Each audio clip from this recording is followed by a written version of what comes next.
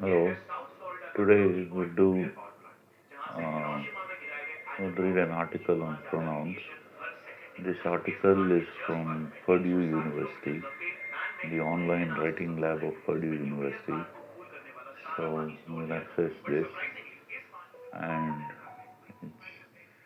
it's from Purdue University in the U.S. The Purdue Online Writing Lab. Online Writing Lab. The abbreviation is OWL.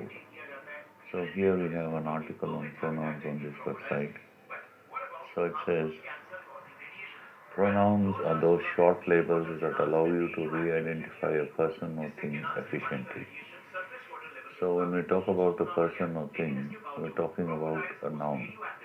A noun is the name of a person, place, animal, or thing. So pronouns are short words that allow us to re-identify a person or thing denoted by a noun, without having to use the original name of the person or thing repeatedly. So we don't have to keep repeating the nouns repeatedly in our writing. So we use pronouns. The word pronoun is made up of two parts, pro and noun. Pro means instead of. So instead of using a noun, we'll use a pronoun. Using them effectively takes a bit of practice, however, in order to avoid common problems. So the use of pronouns should be practiced. That will help us to allow us to use them effectively. This handout will give a brief overview of pronouns and of common problems associated with their use, along with the practice activities. This is a comprehensive list of English pronouns divided into three categories.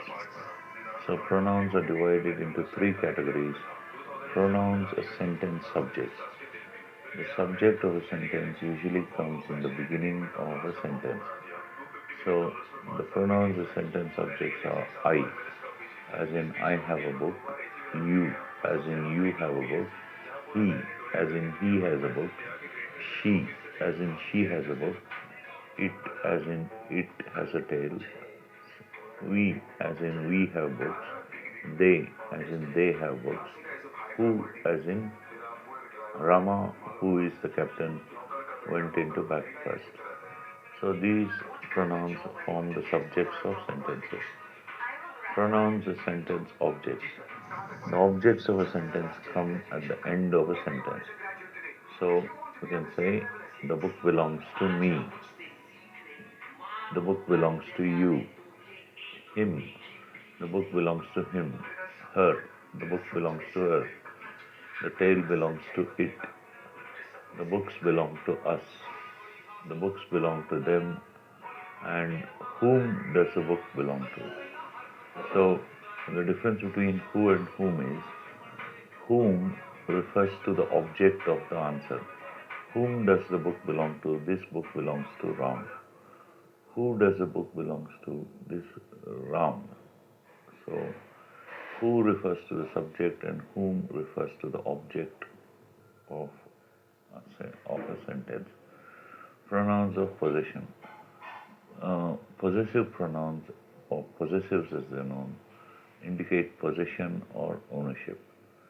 My book is on the table. My indicates ownership or possession. The book is mine. Your book is on the table. So your indicates possession. The book is yours. His book is on the table. The book is his. Her book is on the table. The book is hers. It has a tail. The tail is its. Our books are on the table. The books are ours. Their books are on the table. The books are theirs. Whose. Whose shows the possession. Whose book is this? This book is Ram's. So whose shows possession. The book is Ram's. Ram apostrophe S. The apostrophe S shows the possessive of a noun. Next, in addition to simply standing in for nouns, a number of pronouns that, who, whom, whose, which, where, when, why can be used to build larger sentences out of smaller ones. So we'll look at examples of how that, whom, whom, whose, which, where, when, and why can be used to build larger sentences. So first we're given two sentences. Sanita is the district manager for Wholesome Foods. She will arrive at 9:30 tomorrow morning. So we can say Sanita, who is the district manager for Wholesome Foods, will arrive at 9:30 tomorrow morning. How is who a pronoun? If we look at the second sentence, we see that who refers to Sanita. Sanita is a noun, it's a name of a lady. So the pronoun who refers to the noun Sanita. So it's so next we'll look at the case of pronouns. Case of pronouns.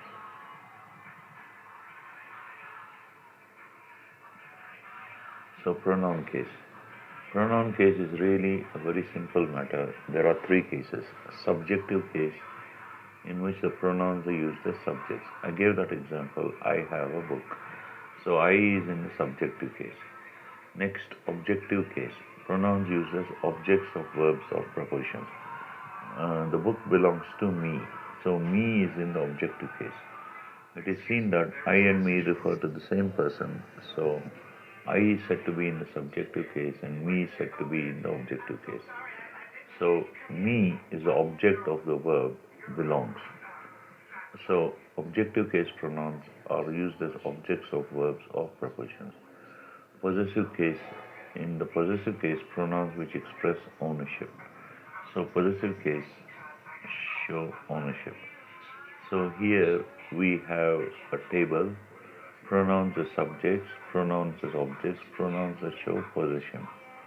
I have a book, the book belongs to me, it is my book, the book is mine. You have a book, the book belongs to you, it is your book, the book is yours. So we see that I is in the subjective case, me is in the objective case, you is also in the subjective case. The same word you is also in the objective case.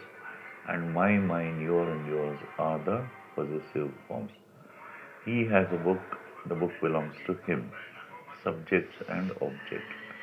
She has a book, the book belongs to her. It has a tail, the tail belongs to it. It is his book, it is her book, the book is hers. It has a tail, the tail is its. So these are the example sentences which illustrate the case of pronouns. Next we look at the plural forms. We have books, the books belong to us. They are our books, the books are ours. They have books, the books belong to them. They are their books, the books are theirs. It is who does this book belong to? To whom does this book belong? Whose book is this?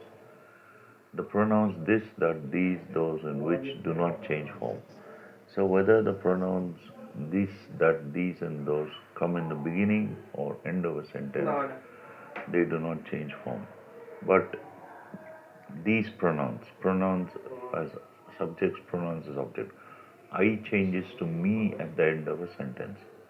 He changes to him, she changes to her, it changes to it, we changes to us, they changes to them, and who changes to whom. So these pronouns are also called personal pronouns. I, me, etc. are called personal pronouns because they refer to persons, whereas this, that, these, and those are called relative pronouns. These are called demonstrative pronouns because they demonstrate. This is a book. This refers to the book which is meant. That is a book. That also refers to a book which is meant. These are books. These is a plural form. Those are books. So those also refers to the noun books. So this and these refer to objects which are nearby. This is a book. This is a table, refers to a table which is near. That is a table, refers to a table which is far off. These are tables and those are tables. These refers to tables which are near. Those refers to tables which are far off. So these five do not change form. This, that, these, those, and which do not change form. Some problems in case. In compound structure where there are two pronouns or a noun and a pronoun, drop the other noun for a moment. Then you can see which case you want. So, is it correct to say Bob and me travel a good deal? So, drop Bob, and would you say me travel a good deal? No. So, you say Bob and I travel a good deal. I travel a good deal. So, he gave the flowers to Jane and me. He gave the flowers to I, would you say? No. So, he gave the flowers to me. Us men like the coach. Would you say us like the coach? No. So we say we men like the coach. So in comparisons are structures in which two things are compared. Comparisons usually follow than or as. The two words than or as are usually found in a comparative statement. He is taller than I.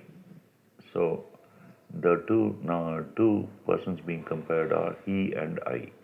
Taller is the adjective which describes he and I, and the word I comes after than. This helps you as much as me.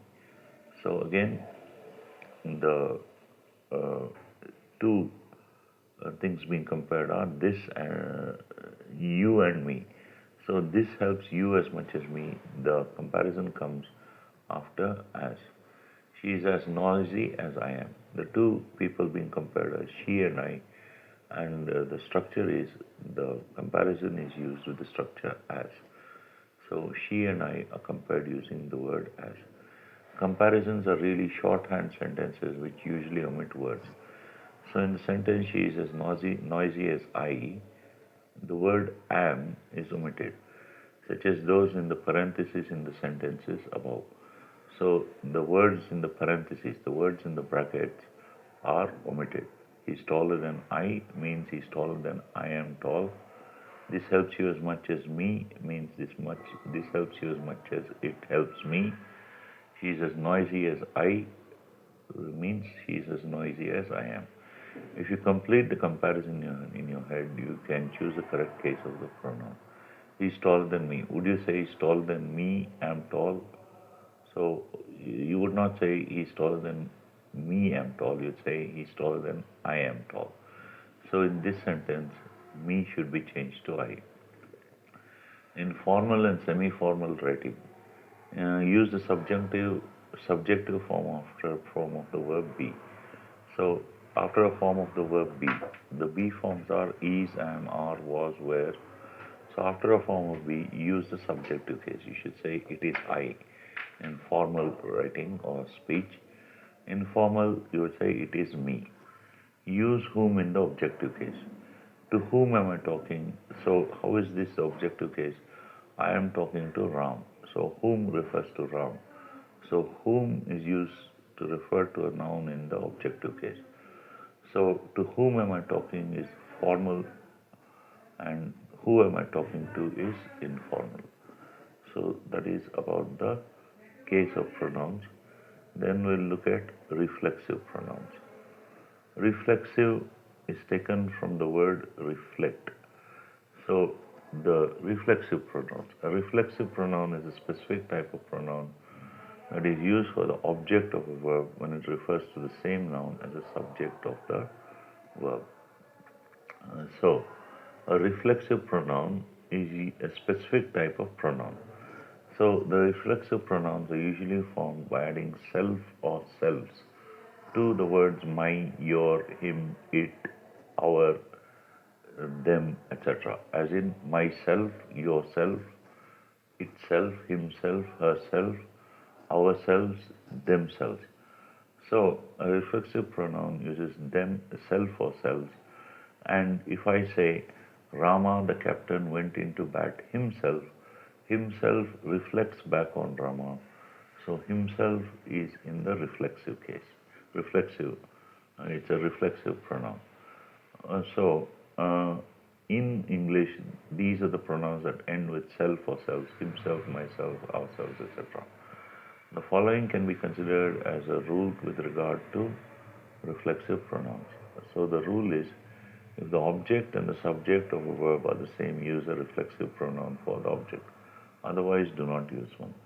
So if the subject and the object of a verb are the same, Rama, the captain, went into bat himself. So the subject Rama and the object himself refers to the same person. So we must use the reflexive pronoun himself. So an example of proper usage would be Jane shook herself awake. So Jane is a subject, herself is the object. So when the subject and object of the verb refer to the same person, we're using the reflexive pronoun herself. The meaning of the sentence is fairly clear. Jane was drifting to sleep at a time when she shouldn't be. So possibly during class, so she made a sudden movement in order to stay awake.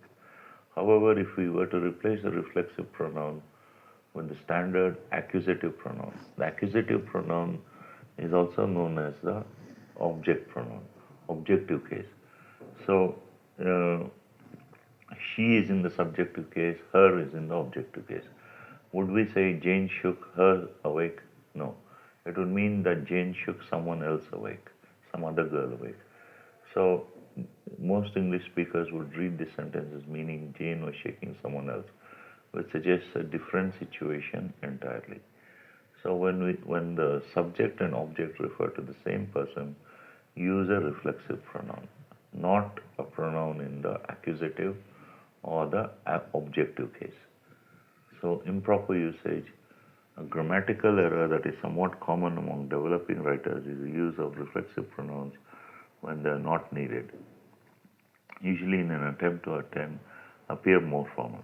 So some writers use reflexive pronouns in an attempt to appear more formal. Though this does not necessarily impair meaning, it is considered incorrect. So even though it does not affect the meaning of the sentence, consider incorrect. An example follows.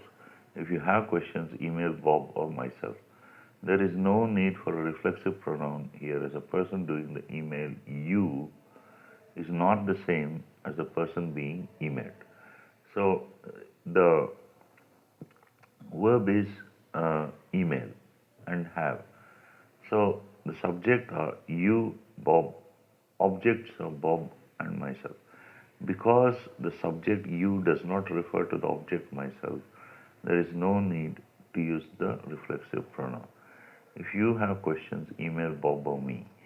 So that would be the correct usage of that sentence. Note that the reflexive pronoun has been replaced with the first person accusative pronoun. So me is the first person accusative pronoun. So accusative, as I said, is in the objective case. Uh, so the meaning is the same either way, but the first is recognized as incorrect and should be avoided. A good way to determine whether you need to use a reflexive pronoun is to apply the same trick that is usually used when you check whether your pronoun should be nominative or accusative. Break the sentence. So, if we were to use the reflexive pronoun, we should try the following trick or method, which is, should the pronouns be in nominative or accusative case? Nominative case is the subjective case. So I is in the subjective or nominative case. The word nominative is another word for subjective, and me is in the accusative or objective case. So if you have questions, email myself. So this would be wrong. Freeing the pronoun from the detritus of the rest of the verb subject makes the problem much clearer. The phrase email myself cannot be used in this context because the only person who can email myself is I. So if I have questions, email myself. So here the subject you and the object myself refer to different persons. Because the reflexive pronoun myself always reflects back on the subject, and here the subject and object are different, the use of the reflexive pronoun is wrong here. Remember, we only need the reflexive. The subject and object of the verb are both the same. In this case, the subject is second person you. So if you have question, you is the second person, and object pronoun is first person myself. So they can't be referring to the same individual. Following exception to this rule, following the rule stated at the top of this article will steer you right the vast majority of the time. There is, however, one way in which a reflexive pronoun may be used that does not fit into that structure. It can be used to emphasize any noun or pronoun directly preceding it. A well-known example follows, and he himself, the Grinch, carved the roast beast. So here, the reflexive pronoun himself uh, reflects back or on the subject he, and here the word himself is used to lay emphasis or stress on an action, which is carve the roast beef. So, and he himself, the Grinch, carved the roast beef. This sentence from the popular children's book, How the Grinch Stole Christmas by Dr. Seuss, shows the reflexive pronoun is used as emphasis.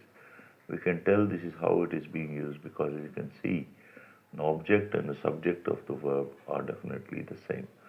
The object is he, himself is the subject is he, the object is himself. They both refer to the same person. So, uh, thus the reflexive pronoun is used for emphasis on its use that this is the Grinch carved the roast beef is less emphatic than this sentence. So the he he himself, the Grinch carved the roast beef, lays emphasis or stress on the subject. The Grinch himself carved the roast beef. The usage above with this reflexive pronoun indicates that there is something unusual or notable about this particular individual being involved. So, in short, the reflexive pronoun used this way, instead of the proper usage as explained above, directs the sentence's emphasis and therefore the reader's focus towards the noun to which the pronoun refers, indicating that it is in some way worthy of extra attention. So, these are some of the things, points about pronouns. Thank you.